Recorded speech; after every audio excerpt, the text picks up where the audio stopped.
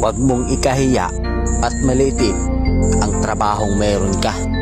Katulong, construction worker, pahinante, driver, welder, gwardya, basurero, o kahit ano pa man ang trabaho mo.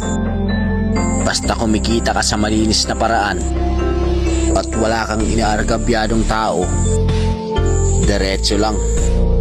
Hayaan mo sila dahil hindi ka mapapakait ng mga sinasabi nila. Lagi mong iisipin na kaya ka nagsusumikap para maabot mo yung pangarap mo at makuha yung mga bagay na gusto mo.